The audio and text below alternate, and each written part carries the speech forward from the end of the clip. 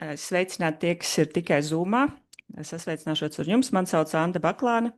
Strādāju Latvijas Nacionālajā bibliotekā. Esmu digitālās pētniecības pakalpojumu vadītāja.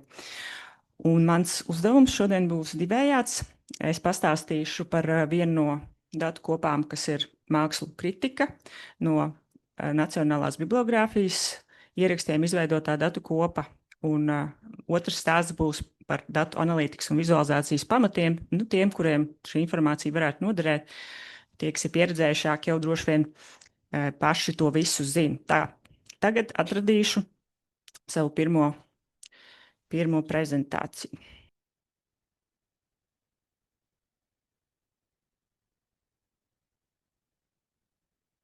Tā, kas tad ir šajā datu kopā? Vispirms datu veids, tie ir laikrakstu, žurnālu un portālu, jeb svešvārdā saukt periodikas rakstu metadati. Un, ja mēs runājam par datu veidiem, tie ir daļai strukturēti dati, proti tie it kā ir tabulā, bet vienlaikus ir ļoti daudz lauku, kuros ir teksts, kurš vēl stipri jāapstrādā, lai to viegli varētu vizualizēt. Un tēma, tie ir raksti par dažādiem mākslas notikumiem un grāmatām. Tas ir par visām teātra izrādēm, kino izstādēm, koncertiem, ko vien mēs varam iztēloties, pat par seriāliem. Un mani kolēģi Bibliogrāfijas institūtā mēģināja atlasīt tieši kritikas recenzijas. Tomēr datu kopa aptver 10 gadu ilgu periodu, un vienmēr šajā laikā Bibliogrāfijas institūta kolēģi ar nolūku ir mēģinājuši savākt tieši recenzijas un tās nomarķēt kā recenzijas. Tāpēc viņiem nav bijis tā doma prātā, ka kāds pajautās, kuras tieši ir recenzijas. Tāpēc tur varbūt tas ietvers nedaudz plašāks, varbūt tur kāda intervija, varbūt kāda ziņa, tāds apraksts vienkārši, ka tāds notikums ir bijis. Bet ja tā noteikti recenzija, tad arī ir pievienots atbilstoši tāds priekšmets, par to mēs runāsim vēlāk. Bet jā, tā ir tādi kritiski raksti par šiem notikumiem. Un laika posms ir 10 gadi. Manuprāt, pēdējie ieraksti ir no jūnija. Nevarējām, protams, visu šogad ietvert, jo tas vēl nav beidzies. Un patiesībā bez tā, ko es izdarīju, lai tīrītu šo datu kopu, un ko jūs vēl darīsiet, lai mazliet patīrītu šo datu kopu, ir mūsu kolēģi veica vairāk mēnešu ilgu darbu, lai kārtotu datus pašā datubāzē, jo tiklīdz mēs uz datiem sākam skatīties ar datu analītiķa acīm, proti visu, kas sistemātiski skatāmies, kas ir šajā laukā mums darās, kas šajā laukā darās, mēs nekavējoties ieraugam daudz kļūdu, jo datubāzes bibliotekās, muzejos tās sanāk galvenokārt veidots, lai kaut ko atrastu, lai kaut ko vienu konkrēti atrastu. Tad, kad mēs skatāmies kā datu analītiķi, mēs skatāmies uz masu un tad tajā mūsu kolonnā, kurā ir visi tie dati, mēs uzliekam filtru, un tur mēs uzreiz ieraugam visas tās nepilnības. Ja tā ikdienā darītu bibliotekas darbinieks vai muzeja darbinieks, tad tādu neprecizitāšu droši vien būtu mazāk, bet tā jau neviens nedara. Varbūt, ka no tā mūsu darbībām šādos hackatonos to darīs vairāk, bet pagaidām tā nav. Daži jēdzieni, tas nav jums tik svarīgi hackatonā, bet labi to zināt. Nacionālā bibliogrāfija, kas tas vispār ir, tie ir regulāri papildināta datu bāze par to, kas valstī tiek izdots, un gan drukāti, gan elektroniski materiāli. Un viena tāda šaurāka, specifiskāka daļa no šī ir datu bāze, kurā tiek ievadīti visi raksti, kas iznāk lielākajos izdevumos. Un tā ir tāda diskutējama lieta, vai to vajag darīt, jo tas aizņem ļoti daudz laika un pūļu, bet pēdējā laikā ir cerība, ka varēs to automatizēt ar mākslīgā intelekta palīdzību, un atkal domājam, nemetīsim ārā analītikas datubāzi, to turpināsim, jo ir vairāk pētnieku veidi, teiksim, kuriem tas ļoti, ļoti nodara. Ja jūs gribēsiet apskatīties šajā datubāzē, kā tas fiziski izstāsta, pārbaudīt kādu ierakstu, tur noteikti varat iet caur šeit norādīto saiti, jums ir kādas grūtības to atrast, droši arī vērsieties pie manis, un es jums pastāstīšu sīkāk.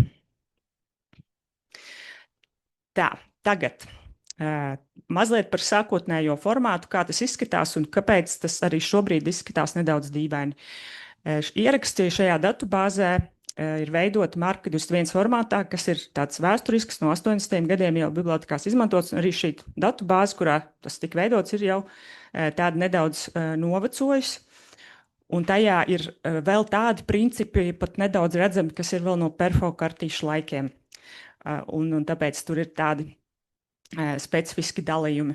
Un es esmu šo failu, kuru jūs, teiksim, šobrīd šādu formu redzat, kurā ir tāds garš saraksts, kurā identifikātori atkārtojas. Esmu to pārvērtusi par Excel tabulu.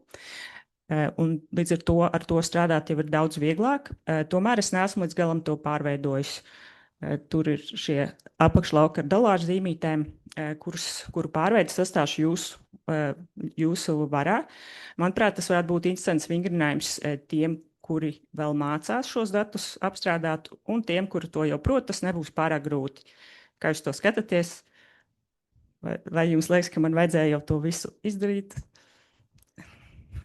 Ja kāds netiks galā gadījumā, tad jūs varat man teikt, mēs netiekam galā, lūdzu palīdzi un izdari visu līdz galam. Nu labi. Bet tātad, ko nozīmē šie cipariņi? Ja mēs skatāmies uz to, kas redzams ekrāna kreisā pusē, tātad ir identifikators, kas ir unikālais objektu numurs, un tam seko tāda skaitļu kombinācija, kas ir marka lauks. Un tajā ir iekodēts informācija, kas tas lauks ir, vai tas ir autors, vai tas ir nosaukums, vai tas ir avots, no kura tas nāk, vai tas ir datums, priekšmeti, kaut kas cits pašā datubāzē, tas vārdos nav nosaukts, tas ir iekodēts ciparos. Un, protams, jums būtu jāzina, kā tie cipari, ko tie nozīmē. Savā pārveidotajā failā kolonu nosaukumos es esmu jau vārdos uzrakstījis, ko tas nozīmē, un ir pieejami arī skaidrojoši dokumenti, kuros tad tie cipari vēl ir sīkāk skaidroti, jums rastos šaubas, kā tos interpretēt. Un kāpēc tie cipari vispār tādi ieviesti? Tas ir viens veids, kā veidot standartu. Standarti ir veidoti, lai ierakstus datubāzēs varētu veidot pēc iespējas vienveidīgi ilgā laika posmā. Tomēr tā kā gadiem ejot, mainās mūsu uzskati par to, kas ir vislabākā prakse, parādās kaut kādi jauninājumi, beigās mēs pārējām pavisam uz citiem standartiem, tad, lai arī mērķis ir vienveidība, nekad tā līdz galam nav iespējams, sevišķi desmitiem un pat simtiem gadu laikā, cik ilgi pastāv biblioteku datu bāzes. Par visu es nestāstīšu, jūs man te aizmiksiet. Šeit ir tādā ļoti īsā formā, tie skaitļi, tie ir marku formāts. Pamatā tam ir 3 cipari, tiem var būt vēl papildu noteicēji, bet jūs darbosties ar tādiem datiem, kuros ir atstāti šie 3 cipari. Tur ir 100 lauki, 200 lauki, 300, 400. Tie nav 500, 600, 700 un tā tālāk. Vai uz šo brīdi jums acis jau raibas vai apmēram skaidrs, kā tie marka lauki strādā?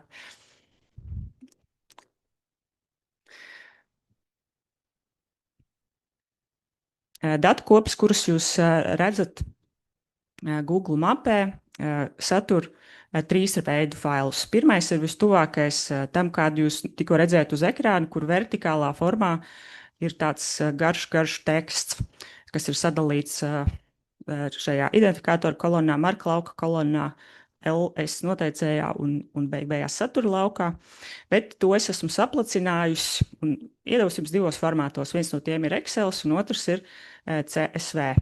Šeit pat es esmu taisījis prezentāciju, man tas CSV tur vēl nav augšu plēdēts bijis, bet tagad jau tas tur arī atrodās.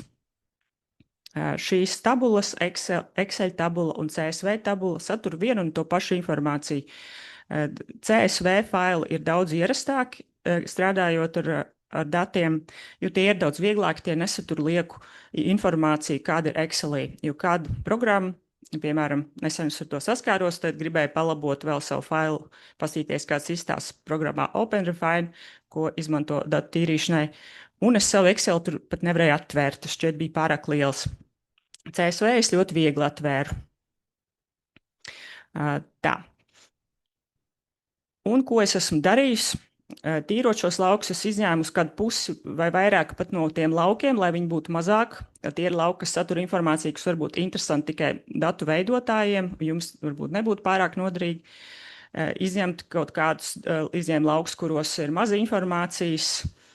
Un ir vairāk lauku, kur atkārtojās vienam ierakstam, piemēram, vienam rakstam, varbūt pat līdz 60 piesaistīt dažādi priekšmeti personas. Un es tos visus atkārtojumus nodzēsu, atstāju ne vairāk kā 5. Līdz ar to, ja kāds no jums grib grūtības, tad ķerieties klāt tam TXT, kas saucas Records Row, un sāciet visu no nulles, bet viss pārējie laipni aicināti izmantot 33. un 33. versiju, jo tā ir jau iztīrīta. Un, ko tad vēl darīt? Tad noreducēt tos maklaukus.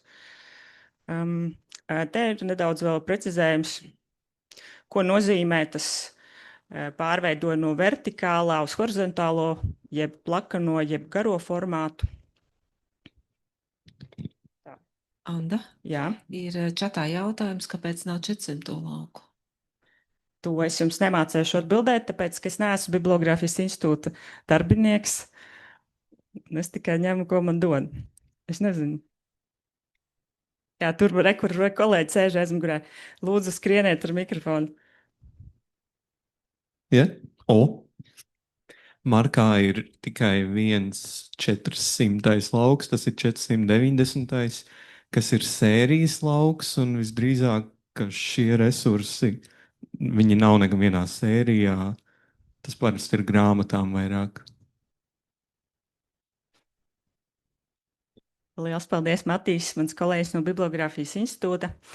Un iespējams tieši Matīs un viņa komandas biedri ir tie, kuri ķersies pie zaļā ģēlā faila un nevis pie tā, ko es esmu sastrādājis. Bet tātad tajā zaļajā failā, man šķiet, tas ir tāds labs piemērs ne tikai par šiem datiem, bet vispār dažādiem datiem, kādus jūs tos varētu sastapt. Narratīvi ir dati attēloti tādā veidā, ka, piemēram, ir atkārtots Jānis Bērziņš stabiņā, un pirmajā rindiņā Jāņa Bērziņa vecums, otrajā rindiņā Jāņa Bērziņa augums, trešajā matu krāsa un tā tālāk. Bet, lai datus analizētu, piemēram, ja tur būtu daudz cilvēku, būtu 1000 cilvēku, tad ierastāk ir pārveidot šos datus tādā veidā, ka katram cilvēkam ir viena rinda, un tās viņa pazīmes, īpašības, garums, vecums, matu krāsa ir kolonnās. Un tas ir darīts arī šeit. Esmu pārvērtus visus ierakstus tādā veidā, ka katram rakstam ir viena rinda. Un tad parādās daudz kolonu. Sākumā bija vairāk 100 to kolonu, un es tās reducēju, man ap 40, man šķiet tur ir. Un arī jūs varēsiet dzēst tās ārā. Pēc tam, ka jūs būsiet sapratuši, ko jūs darīsiet ar tiem datiem, jums traucēs, tad jūs savā kopijā varēsiet dzēst ārā tos datus, kas jums traucē, ko jūs nelietojat. Bet vienmēr atstājiet, protams, oriģinālo kopiju, lai tā ir, pie tādas var atgriezties. Tā, tagad datu tīrīšana, kas ir dalībnieku ziņā. Teicu, es gribēju, lai jums ir jautri un interesanti. Tātad daudzās kolonās ir dati, kuros ir vairākas informācijas vienības, vairākas loģiskās vienības. Tur ir nosaukums un, teiksim, izdevuma nosaukums konteksts, ir tā numurs, tad ir datējums un pat lapas puses. Un tehniski šāds datus būtu gandrīz neiespējams sadalīt izklāja lapu programmās tādās kā Excelis, ja tur nav kaut kāds noteikts tāds atdalītājs, kurš ir unikāls. Bet šeit ir unikāls atdalītājs, tā ir tā dubultā dolāra zīme, ar kuru tiek apzīmēti apakšlauki. Un tāpēc diezgan viegli ir ar tādu funkcionalitāti kā tekstu kolumnas, kas, piemēram, Excelī norādot atdalītāju zīmi, var tos sadalīt un vienkārši jums iegūst vairāk kolonas, bet nedaliet vienkārši uzreiz visām kolonnām, tikai tāpēc, ka jums tā gribas, kāpēc lieku darbu, izdomājiet tieši, kuru kolonu tad jūs izmantosiet un pētīsiet cīkāk, un tad varbūt ar to arī var pastrādāt. Un tad viena lieta, ko es neceru, ka jūs atcerēsieties pēc šodienas, jo daudz informācijas, bet tad, kad iesiet tālāk savā pētījumā, varbūt atgriezieties pie manis un pajautājiet vēlreiz, ir par tādiem burtiņiem, kas vēl sekojas dolāru zīmes, ir tādi mazi burtiņi, ABC līdz pat Z, man šķiet, un XY. Un tie arī kaut ko nozīmē, bet dažkārt tas jums nebūs svarīgi jūsu pētījumā, jo tas ir kaut kas tik specifisks, ka tur varbūt nav ko iedziļināties. Bet es zinu vismaz vienu lauku, kuros tas jums ļoti varētu būt svarīgi, ja jūs gribat pētīt valodu. Tas ir valodas kods 041, un tur šie burtiņi nozīmē, ka A ir, piemēram, autors un H ir recenzētājs, un tad vēl pēc noteikts tabulas varēsiet paskatīties, ko es runāju. Piedodiet, kļūdījos. Tā. A ir, es jau domāju par vienu citu gadījumu, par autoru lauku, tāpēc es nokļūdījos, jā. Par valodu lauku es runāju. A ir valoda, kurā ir rakstīts šis raksts, un H būs valoda darbam, kuru recenzētā tas raksts. Un tāpēc, ja jūs, teiksim, vienkārši sadalīsiet šo valodu lauku, jūs nezināsiet, kāpēc tur ir daudz valodas un kas tās pa valodām. Vai tas raksts ir tur poļu valodā, vai tāds darbs, par kuru runa ir poļu valodā. Un tā tālāk, bet ja jūs ar gudru ziņu tur jau to safiltrējat, tur sakārtojat to informāciju un rūpīgi strādājat, piemēram, tieši to valodu daļu, tad jūs tiksiet skaidrībā. Un jūsu materiālos arī būs piedāvāts, man liekas, ir piedāvāts atšifrējums, ko tās nozīmē, un arī šeit es esmu prezentācijā to ielikusi, ko nozīmē šie kodiņi. Tāpat arī ir pieejams atšifrējums, ko nozīmē šie saīsinājumi valodām. Tas varbūt nav pašsaprotam, labi latviešu, angļu, geru vācu un tā tālāk. Tā, kāpēc man te divreiz? Nezinu, tā. Datu tīrīšana, kas vēl ir jūsu ziņā, tātad jūs varat atmest kolonas, kuras neizmantosiet, varat mainīt nosaukums, protams, jums tas būs jādara. Jūs varat nošķirt kaut kādu mazāku daļiņu no datu kopas, jums šī liekas pārāk gigantiski un vispār koncentrēties kaut kādu vienu aspektu, varbūt uz vienu mākslas veidu. Un tad jūs varat vairākas tabulas izveidot, kuras jūs sātiecināsiet ar vienu un otru. Jums tas diezgan ērti būs izdarāms, jo vienmēr jūs, teiksim, dalot, varat paturēt vienu to pašu identifikātoru. Jā, Matīs, paldies par jautājumu. Tas bija par autoru kodiem, tu sacīji. Es visu šeit nestāstu, tāpēc, ka man šķiet vienkārši ir daudz informācijas. Es iedodu tā kā vispārīgu nojautu par to, jo gandrīz par katru lauku jau varētu sīkāk runāt, kas tur vispār ir. Un jā, viens no tiem ir 100. lauks. Un tā, es arī domāju, ka tā varētu būt, ka jums būs Power BI mentori, bet es un Ieva paliktu kā datu konsultanti. Un tiklīdz jums rodas jautājums par kaut ko konkrētu mūsu datos, mēs būsim tās, pie kurām jūs varēsiet vērsties un jautāt par konkrēto.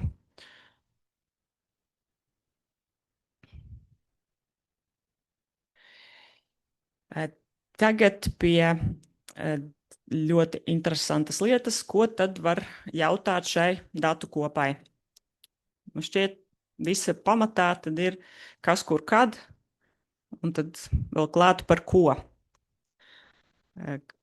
Kas raksta, kurā izdevumā, vai arī kurā valstī tas notiek, kurā valstī kaut kas tiek izdots, varbūt kurā valstī raksta, kad datējums dažādās detalizētības pakāpēs.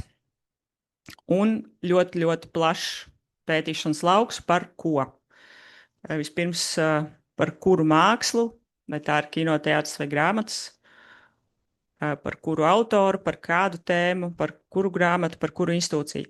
Un šeit es esmu sadalījusi nosacītās tādās 3 grupās, kas ir viegli, ko varētu būt samērā viegli pētīt, un ko varētu būt grūtāk, un ko gandrīz neiespējami analītiskā veidā apskatīt. Un tas salīdzinoši viegli, tas būtu kaut kas tāds, kur ir kaut kāda vienveidība, kurā atkārtojās daudzas reizes viena tā pati vērtība. Un tas varētu būt, piemēram, tas žurnāla nosaukums, kuru ir ļoti daudz, bet tie visi ir kontrolēti lauki, tādā ziņā, ka viņi nu, ir vienā veidā vienmēr pierakstīts konkrētais izdevums, un tas ir aptverams daudzums. Savukārt tādi parametri kā geogrāfiskais nosaukums jau ir daudz neviendabīgāki. Ja tur būtu tikai valsts vai tikai pilsēta, nu tad es to liktu zaļā krāsā, bet tur ir novads un kaut, nezinu, rajoni, dažādas telpas sadalījumi, dažādās sīkuma pakāpēs, un tas nebūtu tik vienkārši. Tur tai dati mazliet vēl jāapstrādā, lai varētu izvilkt no tiem kaut ko.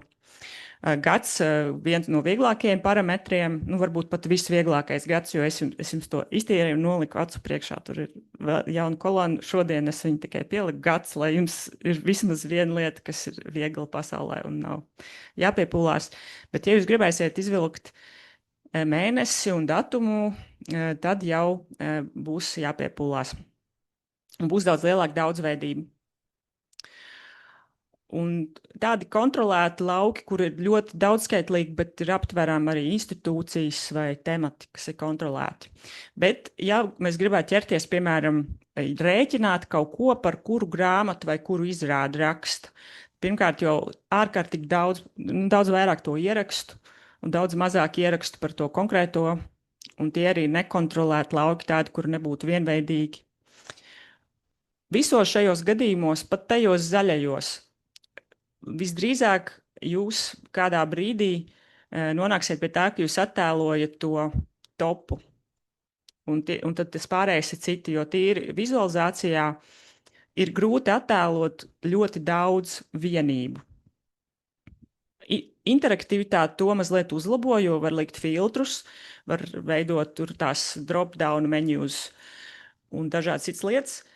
Tomēr bieži būs tā, ja jūs gribēsiet kaut ko pateikt, jums būs jāizvēlas kaut kāds top 10 vai top 20, nu maksimums, nezinu, top 40, lai vispār tas būtu redzams uz tās vizualizācijas. Un tas arī nav nepareizi, tā tas arī būs. Nu, alternatīva ir izvēlēties kaut kādu konkrētu lietu, piemēram, jūs gribētu tikai reģionu izdevumus pētīt, un tad tie visi, nu nav, viņiem nebūs lieli tie skaiti, bet pieņemsim tāds rakurs, jūs gribat tieši to apskatīt un negribat tos lielos portālus, bet kaut ko mazu, tad tas būs tas, uz ko jūs koncentrēsieties. Nu, tad tie jautājumi, jūs varat izmantot šos vai uzdot pilnīgi citus, par kuriem mākslas veidiem ir vairāk recenziju, par kuriem mazāk, kuri ir tie izplatītākie izdevumi, kas raksta, piemēram, par kino, kuri ir top izdevumi, kas raksta par mūziku, kuri cilvēki ir visražīgākie recenzenti vienā vai otrā nozarē. Un, piemēram, vai vairāk ir elektronisko vai drukāto mēdīju. Nezinu, kā to varētu skatīt. Man šķiet, ka tur var ar viltīgi to izvilkt. Kādās valodās ir raksti, kādu valodu tulkojumu recenzēti. Nu, tad tāda specifiska, piemēram, cik daudz rakstu ir Lursoft datubāzē? Nu, ir tāda kolona, kurā ir parādīts Lursoft identifikators, tad tas nozīmē, ka ir šajā datubāzē. Nu, kaut kā tā. Un viss minētais, kā tas mainās laika gaitā. Tas ir viss datu analītikas alfa un omega, ja mums ir pieejama laika parametrs, kā kaut kas mainās laika gaitā. Un tas parasti mums ir tieši interesantais ir tajā, ko mēs salīdzinām. Ja mēs salīdzinām savā starpā nozares, mākslas, mēs varam salīdzināt savā starpā izdevumus, mēs varam salīdzināt rakstniekus, rakstošos, un mēs varam salīdzināt, kas mainās laika gaitā. Vai izteikti ir tendence, kur kāds līderis ir bijis, piemēram, nepazīstams 2015. gadā, un 2020. tas ir uzskrējis debesīs ar to, cik tas ir bijis ražīgs. Tad ir tāds specifisks jautājums, nu, kas var uz tam jūs varat nepievērst uzmanību, bet varbūt, ka kādam no jums būs interesantam pievērst uzmanību, tieši filtrēt, kuras tad ir tās recenzijas, kas ir tā kritika, un vai var atfiltrēt tos, kas varbūt tur pilnīgi neatiecās uz to. vai vienkārši var atsiet no vienkāršām ziņām un kultūras notikumiem. Un to jūs varat analizēt rūpīgāk pētot to 655. lauku, kurā ir šie priekšmeti, kas apraksta, kāda tipa raksts tas ir. Un arī tāds maziņa niansīte, kā noteicējs reviewer autora laukā. Ja jūs iesiet uz priekšu ar šādiem jautājumiem un jums tātad radīsies jautājums, vai šī kolona man tiešām stāsta to, ko es domāju, ka tā man stāsta, droši rakstiet un parunāsim par to kopā. Un visbeidzot, ieteikumi tālākai rīcībai, veidojot datu kopu izmaiņu dokumentāciju noteikti, versiju kontrole. Uzreiz jau izdomājiet, kā jūs auksiet failus, kā jūs tos numurēsiet, vai jūs tur dzēsīsiet ārā. Ja jums ir mazas izmaiņas, vai tā būs jau jauna versija, vai tikai pie lielām izmaiņām. Tie ir tādi sīkumi, bet tie ļoti atvieglo dzīvi, īpaši pie beigām, kad ir drausmīgi daudz visādu versiju.